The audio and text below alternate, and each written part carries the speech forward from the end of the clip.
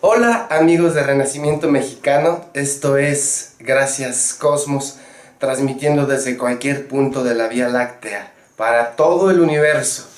Y ahora estamos con Antonio Velasco Piña, quien nos va a contar un poco de quiénes somos, recordando nuestra historia. Hola, ¿cómo estás? Hola, compadre, muy buenos días. Buenos días. Vamos a empezar, creo que por lo básico. Muy bien. Quiero que nos cuentes qué cosa es la historia. La historia es la memoria de la humanidad. La historia es la gran maestra de los seres humanos, porque todos los errores y todos los aciertos que se han cometido a lo largo de miles y miles de años nos pueden servir de una lección permanente para normar nuestra conducta, para no volver a repetir esos errores y para así repetir esos aciertos. ¿Es ese su propósito? Ese es el verdadero propósito de la historia. Pero hay varios niveles de historia. Hay la historia, digamos, oficial, que es la que cada estado elabora para conveniencia de sus propios intereses, y hay la historia sagrada, que es la que realmente es la importante porque es la que contiene esas lecciones permanentes para los seres humanos. A ver, vamos por partes. ¿Qué quieres decir cuando dices sagrado? Sagrado es todo aquel intento de los seres humanos por trascender su nivel ordinario, el nivel de la materia, y conectarse con las energías superiores a él. Eso es lo sagrado. En México, entonces, hay una historia sagrada. En todas partes hay una historia sagrada. En todas partes. Entonces, ayúdanos a comprender qué momento histórico estamos viviendo, porque pasan un montón de cosas y no entendemos nada. ¿Qué está pasando? No solamente México, sino toda la humanidad está atravesando por el fin de toda una etapa histórica y por el inicio de otra. Como todo final, que es lo que todos percibimos, no se necesita ser historiador, estamos viviendo la agonía, la muerte y la desintegración de todas las instituciones del pasado. Es decir, todo lo que durante 2000 años funcionó, ya se está viniendo abajo. Ya quien crea ahorita una ideología política, por ejemplo, que es el marxismo, ya eso ya no tiene validez. Y lo mismo las instituciones, la organización económica del mundo ya no funciona, evidentemente, ¿no? Entonces, esa etapa histórica consiste en eso, en que se está desintegrando una etapa histórica cuya característica principal es la inconsciencia y la mentalidad de rebaño. Es decir, la inconsciencia porque realmente los seres humanos no están conscientes de lo que está pasando, y la mentalidad de rebaño porque todo funciona de forma masificada, los deportes, los entretenimientos, la movilización, todo.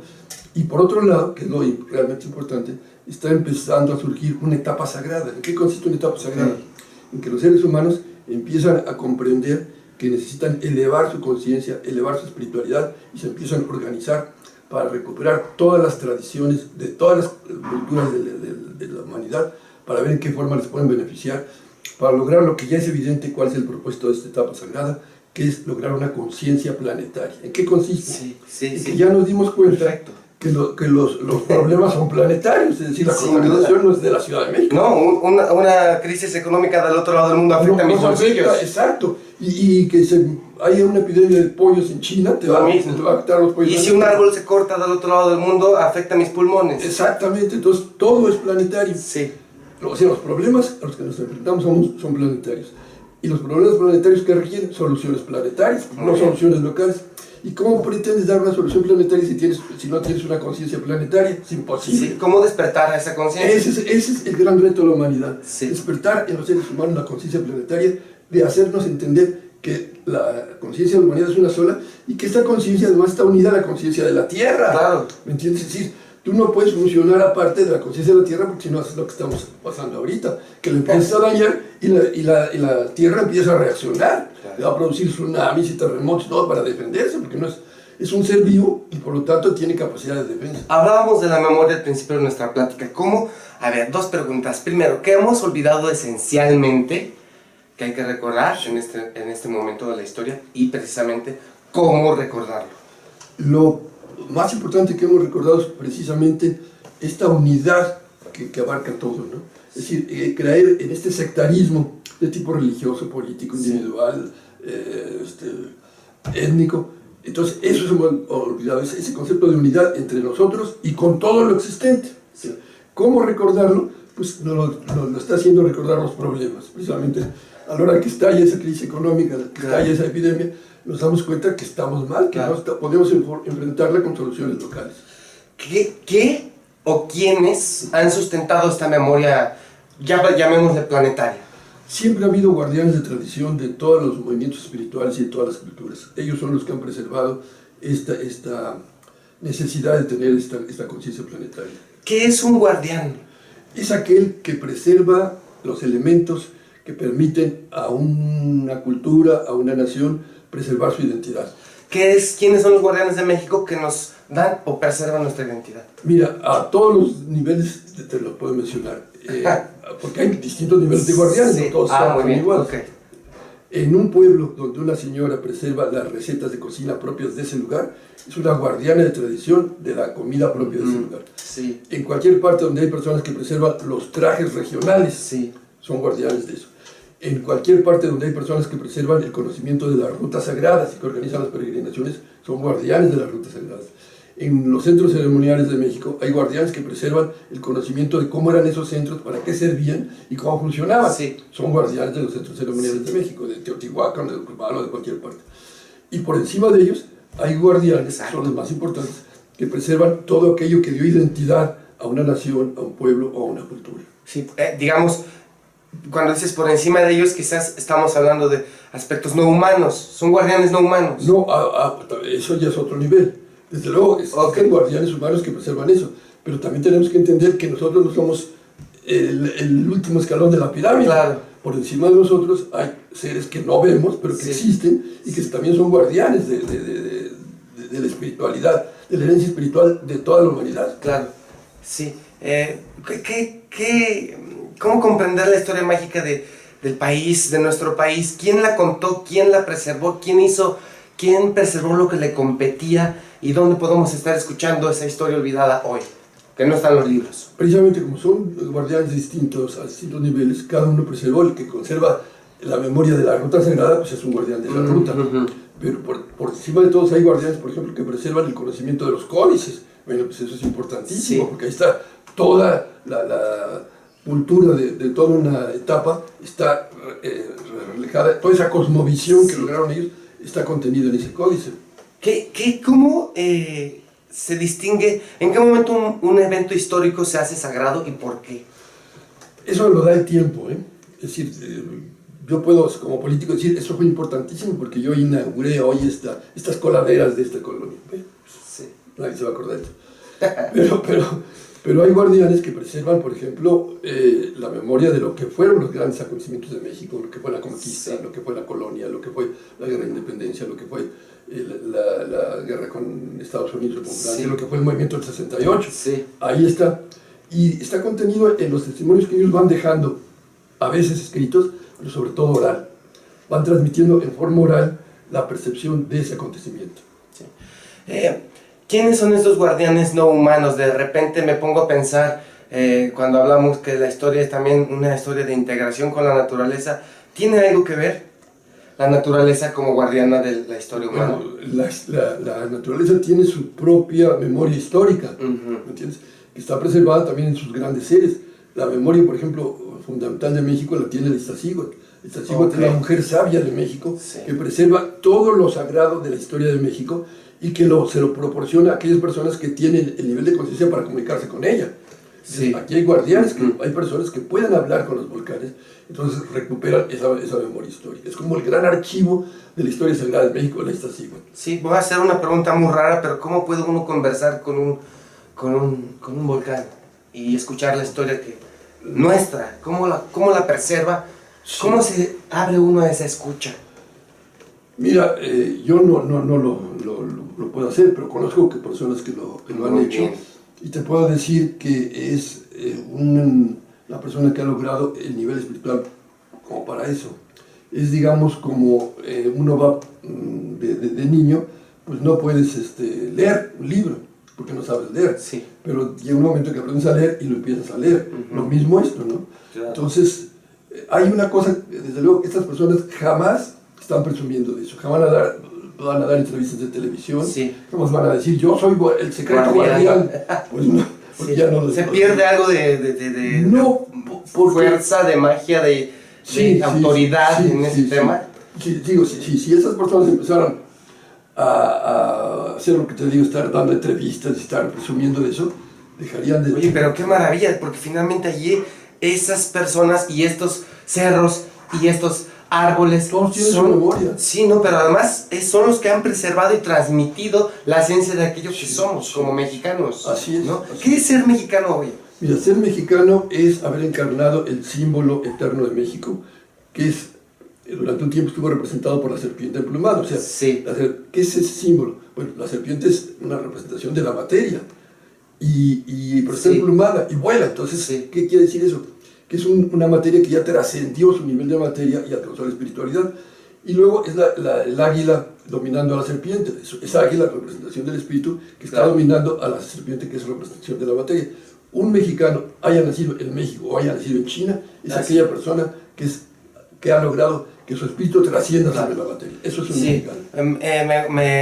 Me acuerdo del comentario de Chabela Vargas famoso, ¿no? Que los mexicanos nacemos donde se nos da la chingada. Sí, así es. Pero el rollo es entonces, me estás diciendo que México no es un lugar en la geografía, es un nivel de la conciencia.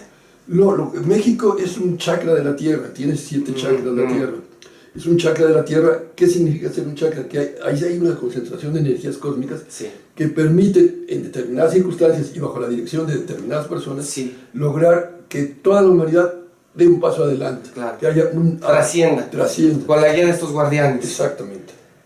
Pero, ¿cómo trascender en una época tan violenta, tan oscura? ¿Qué podemos hacer para recuperar nuestra gran herencia? ¿Tienes tiempo para escuchar la respuesta? Porque no es sencillo. Tengo tiempo para escuchar la respuesta. Ahorita estamos viviendo esta crisis planetaria de que una bola de fundamentalistas terroristas hacen un acto criminal en París. ¿Cuál ha sido la respuesta de eso? Todo el mundo entró en pánico y hay una guerra declarada que van a tratar de ir a acabarlos. Que no es la solución, por supuesto, porque pueden ir a acabar esos y van a surgir otros. En México vivimos un terrorismo mucho mayor que el que están viviendo ellos ahorita y la gente no se dio cuenta que fue todo lo que ocurrió durante mucho tiempo en Ciudad Juárez. ¿Qué pasó en Ciudad Juárez? Se empezaron a dar cuenta que aparecían mujeres asesinadas, pero que además habían sido violadas y que además habían sido torturadas, les habían sacado los ojos y las habían torturado enormemente antes de matarlas. ¿Para qué se estaba haciendo eso? Eran rituales satánicos que practicaban los dirigentes del narcotráfico a nivel mundial, que es una organización mundial, el narcotráfico, no es un problema de México, es un problema de todo el mundo. ¿Qué hacían estas gentes? A través de los socios que tienen aquí, alquilaban una casa, capturaban a estas mujeres y las torturaban para hacerles estos rituales satánicos, que están basados justamente en eso, en lograr despertar el terror en la gente que le están sacando los ojos, está aterrorizada, y ellos se alimentan de ese terror. El terrorista no le importa tanto matar unas cuantas gentes, sino lo que va a producir ese terror en toda la sociedad. ¿Qué pasó en Ciudad Juárez? Pues mucha gente cayó en ese terror, por supuesto, y salieron corriendo de Ciudad Juárez, ¿no? Entonces, uno llegaba a Ciudad Juárez y se encontraba unos anuncios que decían, me fui a vivir en Monterrey, mi teléfono es y te vendían a la casa en lo que tú le quisieras dar. Bueno, pero otras gentes dijeron, bueno, si se están produciendo estos rituales satánicos, hay que contrarrestarlos con rituales de luz. Entonces empezaron a unirse, lo más importante, rompieron su sectarismo religioso de que yo soy católico, tú eres protestante, no me junto contigo, no, católicos, protestantes, budistas, masones, de todos se unieron para hacer oraciones en común. A tal grado empezó ya esto a impactar que los rarámuri, o sea, los tarahumaras, que nunca habían hecho rituales fuera de la sierra, bajaron a Ciudad Juárez y dijeron, bien, vamos, lo que necesitan ustedes es preparar guerreros sagrados para esta guerra. Entonces empezaron ellos a hacer sus rituales ahí, pidieron que se les donaron o prestaron un lugar para hacer un baño en temazcal, porque antes de que nada te tienes que purificar a través de tus baños de temazcal. Lo decoraron con la historia de Regina, que ya es un símbolo de cómo están librándose esta guerra. Y empezaron pero les dijeron, bueno, miren, la técnica que nosotros utilizamos para formar guerreros no se las podemos dar porque se necesita una formación genética. Es decir, ellos se entrenan como guerreros a través de carreras rituales, pero esas carreras no las pueden hacer más que ellos, porque ni los campeones de olimpismo pueden aguantar 2 o 3 semanas estar corriendo todos los días 60 kilómetros, 100, pues imposible, ¿no? Al segundo día ya es reventar. Pero ¿por qué no aprenden ustedes a caminar ritualmente? Aquí hay una persona que se los puede enseñar. Esto era más de 15 años. Llego yo a Ciudad Juárez cuando se iba a hacer la primera caminata ritual y me dice el guardián de caminata ritual, mire, esto no va a ser posible, mire, esas señoras vienen a hacer una caminata ritual y traen pantalones, y ellas creen que están prendiendo un saumador, no tienen ni la menor idea de cómo hacerlo. Digo, no, claro, ni la van a tener mientras usted no les explique. Se tomó la molestia de irlas formando para hacer caminatas rituales, y años después ya estaban haciendo unas caminatas rituales estupendas. La caminata ritual es una forma de recuperar el orden social acorde con el orden cósmico. Pero la última vez que fui, ha sido una de las experiencias más impresionantes que he tenido. Llego por una caminata de esas, haz de cuenta que llego un miércoles, la caminata era el jueves, y doy una plática, y al final de la plática se me acerca una persona y me dice, fíjese que la persona que dirige estas caminatas rituales no pudo venir porque los miércoles es cuando ella recibe en su casa a todas las personas, a todas las madres que les han matado a uno de sus hijos. Sí. Pero quiero que usted vaya a hablar con ellas y decirles algo. Y digo, bueno, primero yo no les puedo decir nada a una madre que le haya matado a su hijo, porque no tengo palabras para eso. ¿Quién tiene? ¿Quién las tiene? Yo he tenido la pena de perder un hijo, y es la pena más grande que puede tener un ser humano, porque uno dice, me están jugando chuecos, lo normal es que se muera yo primero y luego mis hijos. Pero cuando eso, como en mi caso, fue una enfermedad, dices, bueno, pues ni modo. Pero cuando, como la mayor parte de los casos de Ciudad Juárez, sus hijos estaban con sus amigos en una esquina platicando, y llegan y los ametrallan, nada más para producir eso, el terror, que es lo que buscan los terroristas. Entonces eso no tiene explicación para el padre que perdió un hijo. Así, ¿cómo es posible que hayan matado a mi hijo, que era un excelente muchacho, y estaba platicando en una esquina con sus amigos y ya lo mataron? Pero bien, voy. Bueno, no sé qué tontería les haya podido decir, pero lo que me dijo esta mujer fue lo siguiente. Bueno, primero ya se podrán ustedes imaginar cuál era el ambiente de ese lugar. La gente ahí... El aire denso, sí, todo muy sensible. Las mujeres llorando, unas rezando. Y hablo con esta señora y me dice, bueno, mire, como ustedes ven, pues aquí hay de todos los niveles de conciencia.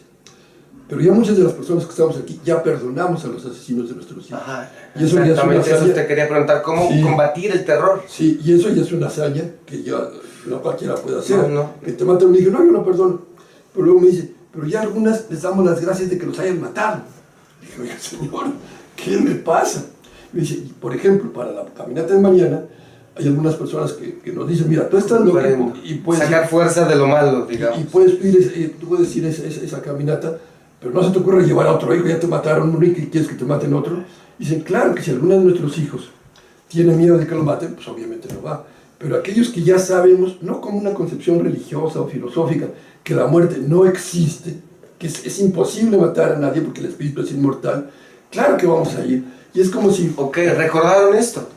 Sí, no, pero no lo recordaron como un concepto, sino como una vivencia total. Sí, a partir de una experiencia terrible. Terrible. Entiendo. Y me dice, es como si nos dice, mira, mañana va a haber un día de campo muy bonito, pero no vayas a ir porque a lo mejor se te ensucia el vestido. No, pues no me importa que se me ensucie el vestido, yo voy a ese día de campo.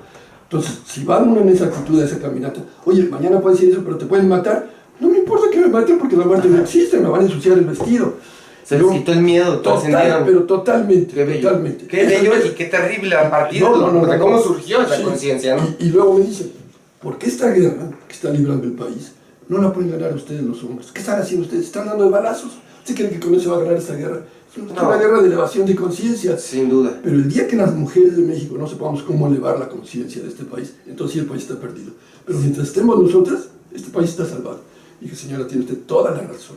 Si hay personas como esa, y como esta podría contar otras anécdotas de cómo se están formando ahorita guerreros en México, pero guerreros de a de veras, no de los que pueden matar más gente que... Sí, entonces esta guerra está generando guerreros si percibo bien, de conciencia, guerreros de amor, ¿no? Sí. Y se gana con más conciencia, con información. ¿Cómo se gana esta guerra? Digo, con balas no, ya vimos que la información es muy útil. ¿Qué otras herramientas tenemos para producir un país, para volver a hacer nacer un país? Utilizando todos los instrumentos que han formado los guerreros espirituales de todos los tiempos. Ellos están practicando ahí la marcha sagrada. Claro. Entonces, la marcha sagrada que permite que a través del ritmo que tú logras en una ruta sagrada se eleve la conciencia de la tierra y la tuya, porque en las marchas sagradas es una conexión total entre tu conciencia y la de la tierra, sí, ¿no? para hacer una.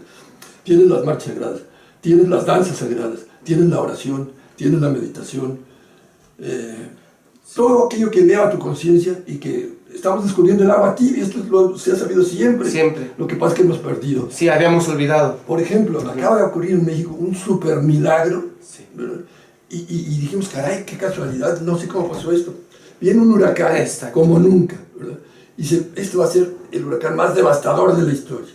Llega el huracán, se deshace. ¿Cómo fue posible? No tiene una explicación científica. No.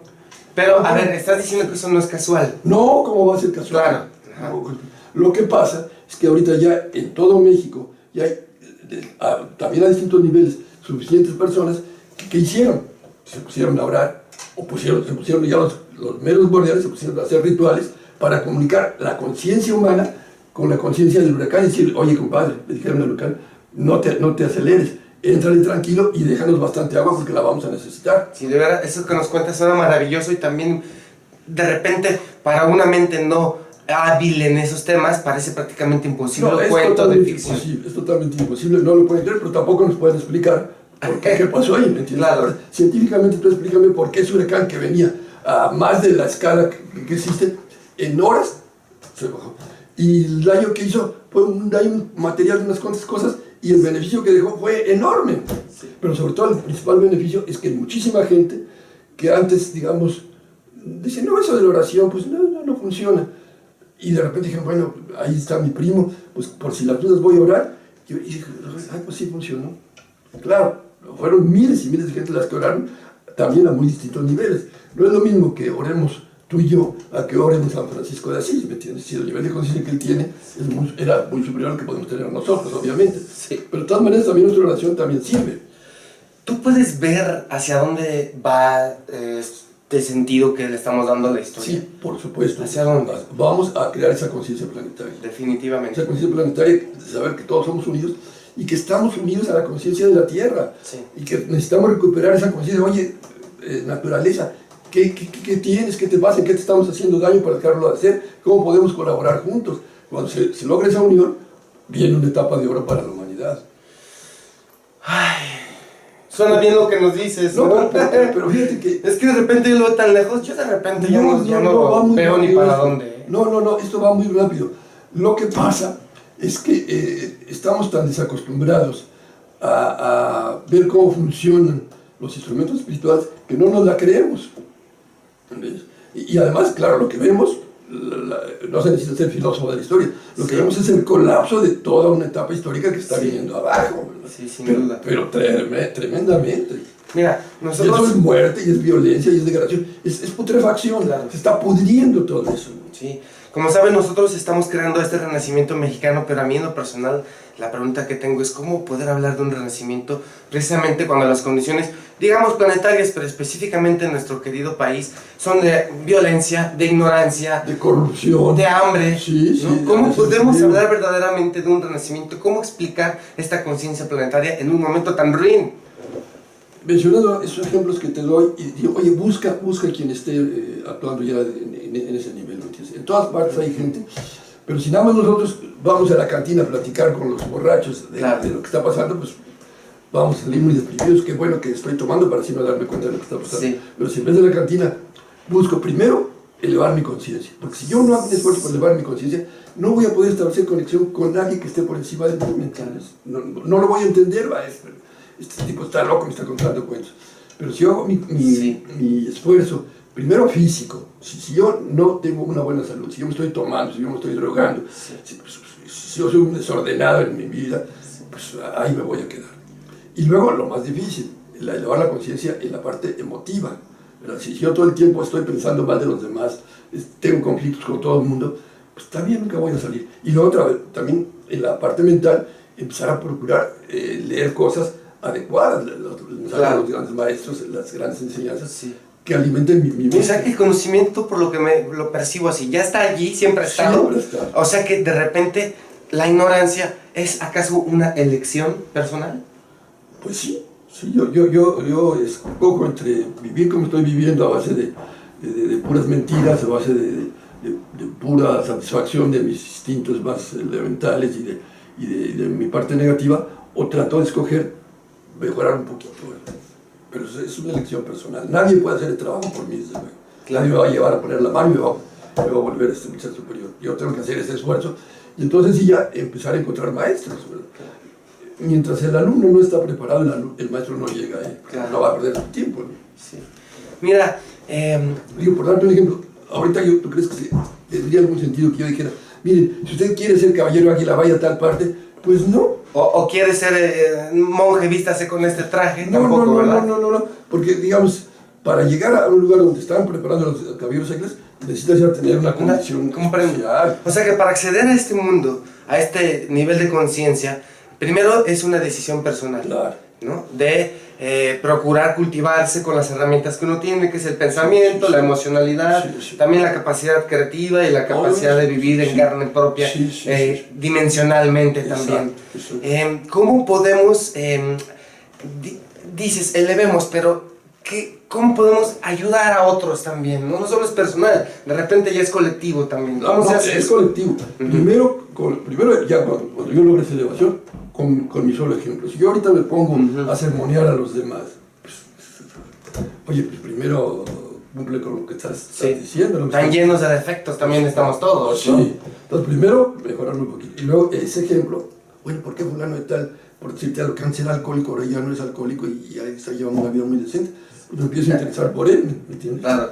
Entonces, y luego ya buscando lugares, centros donde se está difundiendo estas enseñanzas, que los hay por todas partes del mundo, pero que sí, y ya después de eso sí ya poder acceder a una escuela de formación ya de guerreros espirituales. ¿Tú crees que ahorita cualquier gente, si llegaran, mira, vamos a hacer un visión, pues, te subes hay que tratar de establecer conexión con la naturaleza, entonces estamos haciendo esta práctica, te subes a la montaña, te estás ahí 5 días, sin comer, sin tomar agua y sin protección alguna de los rayos del sol. Necesitas preparación. Nadie lo aguanta. Claro, sí, entiendo. Pero si ya esa persona ya lleva toda una preparación porque estuvo haciendo yoga, karate, pues ya va a aguantar eso. O sea que realmente el alma o las capacidades espirituales no están como semilla y hay que desarrollarlas. Están en estado latente, pero hay que Exacto. Y hay que desarrollar primero la parte física, tener salud. Si yo me duele la muela, me tiene muy sin cuidado todo lo espiritual, ¿verdad? Entonces, es el primer paso. Claro. Una buena salud física, una vida sana, digamos. Sí.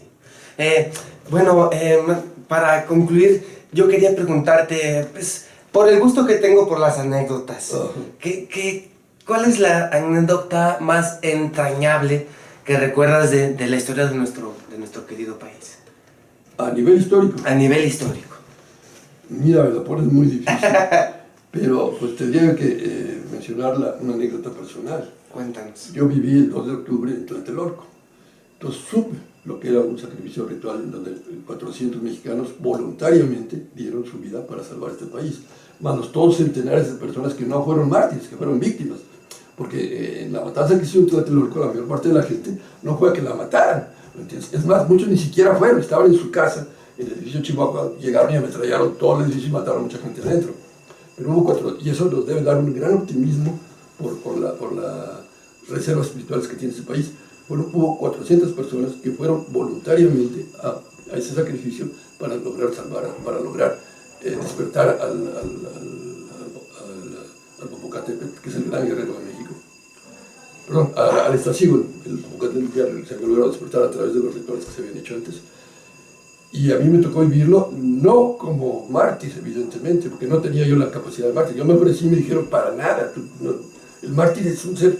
¿Sabes cuál fue la principal prueba que sufrieron los mártires para tener esa calidad? ¿Tuvieron que perder algo? No. Todos los días se iba a un grupo de personas que se habían ofrecido como mártires a orar a la basílica desde las 7 de la mañana y luego se hacía una caminata a Tlatelolco, llegaban a Tlatelolco y se ofrecían para ser mártires y Regina los escogía. Pero ese día se necesitaban 400. Y ese día, el 2 de octubre, al salir ya para irse se hace el conteo y faltaba una persona, ¿no entiendes? Entonces Regina dice, bueno, miren, como ustedes comprenderán, esto no va a ser, este sacrificio de las vidas de ustedes no van a servir absolutamente para nada, porque necesitan 400 y falta uno. Así que yo entiendo perfectamente, digo, que los que no quieran ir no vayan. Y todos dijeron, vamos. Es el último y el más difícil requisito de un mártir. Estamos acostumbrados a vivir siempre a base de contraprestación. Yo trabajo porque me pagan, si no me pagan yo no voy a trabajar. Bueno, yo soy capaz de dar mi vida por este país, bueno, siempre y cuando se produzca esta consecuencia. Si no se produce, pues no la voy a dar, ¿me explico? Es decir, voy a luchar, por ejemplo, por la independencia de México, pero si de plano no lo se va a lograr, pues yo no. Está una causa perdida. Lo mismo aquí, cuando te dicen, esto es para lograr despertar la conciencia de la Gran Guerra de México, es el Popocatépetl, pero no se va a lograr porque falta una persona, no, pues entonces no voy. Y todos dicen, vamos. Es decir, el mártir no está jugando a dar para que me den, no está haciendo eso para lograr un objetivo. Esa causa vale la pena, yo doy la vida por ella. No me importa si se consigue o no. Eso, claro. Eso es muy difícil porque el ser humano no está condicionado mentalmente para eso. Siempre está condicionado a dar para recibir incluso su propia vida, ¿me entiendes? Sí, sí. Digo, de repente me viene la imagen del héroe. Sí, también. El verdadero héroe en una guerra sagrada no es, porque así voy a ganar esa batalla. No. Una batalla ritual se da para producir un impacto en el inconsciente colectivo de una nación. El caso ejemplar es el de los niños héroes. Ellos sabían que no iban a ganar esa batalla, por supuesto. Pues pero querían producir un impacto en el inconsciente de toda una nación. Exacto. Regalándole, me parece que yo lo que siento, porque desde chavito era identidad, ¿no? No había una identidad plenamente lograda en México, ¿me entiendes? No la había porque todavía muchos estaban pensando en hay que traer a un extranjero. Todavía había muchas cosas que no se habían logrado. Traer a un emperador. Exacto, no se había logrado plenamente esa identidad. Y además muchos, por ejemplo, eso no te voy a decir cuáles, pero hubo estados que votaron por anexarse a los Estados Unidos. Otros estados se declararon neutrales en la guerra. Entonces, o sea, se estaba formando el país, o a punto más bien de desconformarse. Y los Estados Unidos se querían apoderar no de la mitad del país, sino de todo el país, América para los americanos. Sí, Monroe. Sí, entonces esta batalla ritual no la dan para ganar esa batalla, la dan para producir un impacto que acelerar el proceso de creación de identidad de México. Identidad. ¿Cuál es el rasgo más esencial de la identidad de un mexicano actualmente? El lograr crear un centro en donde se formen mexicanos, o sea, donde se formen seres que directamente busquen que el espíritu trascienda sobre la materia. ¿Cómo lograr crear un centro? ¿Qué tienes en mente? Me pareció maravillosa esa idea. Reactivar los puntos cósmicos fundamentales de ese país, como son sus volcanes o sus centros ceremoniales. Sí. Bueno, Antonio Velasco, la verdad es que hay una comunicación que hay que reactivar, una plática que quedó pendiente con nuestros cerros, con nuestras zonas arqueológicas, con nuestros árboles, con nuestros ríos. Sí, con toda la naturaleza y luego con todo el cosmos, ¿verdad? Por supuesto. Sin duda. Y está rota esa comunicación de las conciencias, ¿me entiendes? Pero se está restableciendo. Me parece que una de las maneras de restablecerlo es mirando nuevamente hacia adentro, porque allí viene la información de todo lo que hemos sido y todo lo que somos. Así es. Sí, pues oye, muchas gracias por permitirnos estar aquí en tu oficina un ratito para platicar de estas cosas, de este país que tanto amamos. Así es. Muchas gracias a ti por haber venido. Pues gracias por acompañarnos, amigos del Renacimiento Mexicano. Estamos en contacto a la próxima. Gracias, Cosmos Om.